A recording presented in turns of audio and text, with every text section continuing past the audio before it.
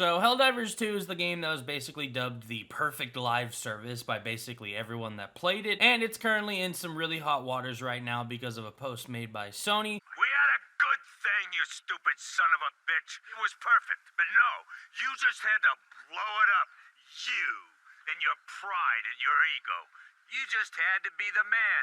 If you'd done your job, known your place, we'd all be fine right now. Basically saying that the game is going to be requiring a PlayStation account as a feature going forward, and that it was turned off at launch, but it will be re-implemented soon to help with the safety of the players. And if you don't, you'll basically lose access to your game because it is an always online live service game. So if you don't connect, you basically don't get to play. You'll probably be staring at the starting screen. So as someone who was beaten and bruised by Overwatch, another live service game, let me tell you that this is just how live services always go, no matter how good they are. We are at the whim of the developers and the publishers in charge. This story is nothing new to me. This concept is nothing new to me. Sea of Thieves on all platforms, you'll need a Microsoft account. Fortnite on all platforms, you need an Epic account. Overwatch 2, Diablo 4, Call of Duty on all platforms, you need a Battle.net account. So I'll be honest, the news doesn't really frustrate me. It surprises me how many people were unaware of its impending implementation. Players have noted that PlayStation doesn't even allow you to make an account in places like Egypt. This is one of the real problems with it. So if you're not in one of the green spots on the map, you are against Sony's terms of service by lying about your location. Yeah, so I'm saying for all those saying to just make a PSN account, bro. If you've been playing Helldivers 2 and do not live in one of these listed countries, you cannot make a PSN account. Choosing a country that you do not live in is a violation of Sony's TOS and could lead to account termination. Which is shit.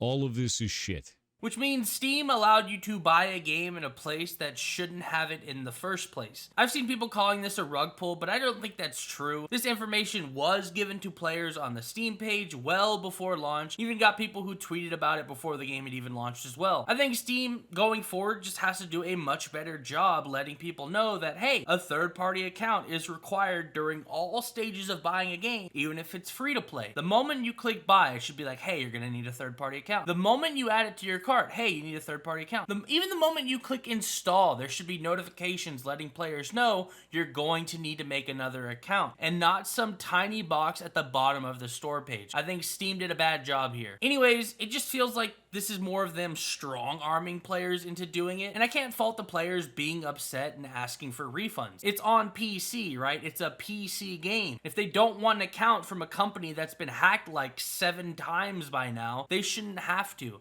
Even if the game does already have a kernel level anti-cheat, which people were already complaining about before, what's the point of installing it if more layers of security are needed on top of that through a PlayStation account after that? It just doesn't add up. So the whole situation is just weird because I definitely think they could have handled this way better by giving players more time and allowing players to toggle it on or off when it comes to crossplay on PC to forego this entire thing. And if players did decide to connect their accounts and did want to do crossplay, they could have been awarded some cool armor or something like that. Instead, they basically said, sorry guys, this was always coming up, comply or at the end of this month, you'll basically be staring at the starting screen until you do. And yeah, I don't know. And to make things worse, one of the community managers is basically telling players who are upset in the official Discord for Helldivers to take it someplace else where it matters. So yeah, I don't know. Again, the whole thing is a bit of a mess, and it's definitely sad to see because this could have been and should have been handled much better. Helldivers 2 was a Game of the Year contender, and this is one of the biggest flops I've seen in a while when it comes to games. And it's already got mixed reviews on Steam because of it. Whole thing's a bit of a mess, so yeah, thanks Sony.